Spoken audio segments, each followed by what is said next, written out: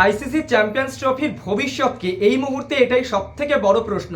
আজ বৈঠক হওয়ার কথা ছিল আইসিসি কর্তাদের মধ্যে, কিন্তু বৈঠক হলো না। আজ বিকেল 4টে নাগাদ গুরুত্বপূর্ণ বৈঠক হওয়ার কথা ছিল, যেখান থেকে স্পষ্ট আভাস মিলত, কিন্তু সেই বৈঠক হলো না। ফের আগামীকাল পিছিয়ে গেল বৈঠক। আগামীকালকে আদৌ বৈঠক হবে? সেই বৈঠক থেকে কি স্পষ্ট হবে ভারত যে বরাবর চাইছে পাকিস্তানে না যেতে? তার কারণ একেবারে স্পষ্ট।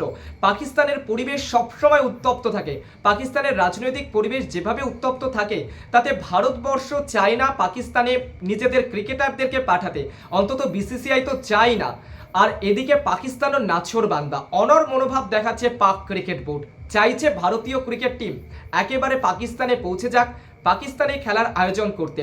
অনড় মনোভাব দেখাচ্ছে পাকিস্তান। এদিকে ভারতের বক্তব্য স্পষ্ট, হাইব্রিড মডেলে কি আদৌ হবে চ্যাম্পিয়ন্স ট্রফি? আগামী বছর রয়েছে চ্যাম্পিয়ন্স ট্রফি, এবং যেটা রয়েছে ফেব্রুয়ারিতে, ফলত হাতে আর বেশি দিন নেই। আলোচনার কথা ছিল আজ, কিন্তু আলোচনা হলো না। যেটা নিয়ে গোটা ক্রিকেট বিশ্ব তাকিয়েছিল, গোটা ক্রিকেট বিশ্ব আইসিসির এই যে গুরুত্বপূর্ণ বৈঠক, তার দিকে তাকিয়েছিল, কিন্তু আইসিসির এই বৈঠকটা হলো না, ভেস্তে গেল, আগামীকাল পিছিয়ে গেল।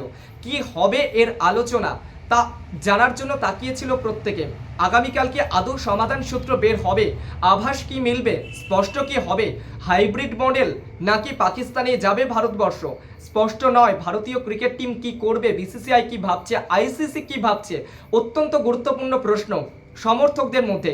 দুদেশের সমর্থকেরাই, দুদেশের ক্রিকেট প্রেমীরাই, গোটা ক্রিকেট বিশ্বই কিন্তু এই মুহূর্তে আইসিসির আলোচনার দিকে তাকিয়ে রয়েছে, কিন্তু আলোচনা হলো না, ভেস্তে গেল।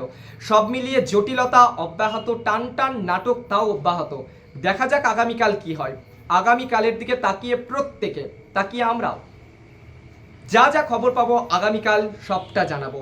সঙ্গে থাকুন, সাবস্ক্রাইব করুন আমাদের ইউটিউব চ্যানেল।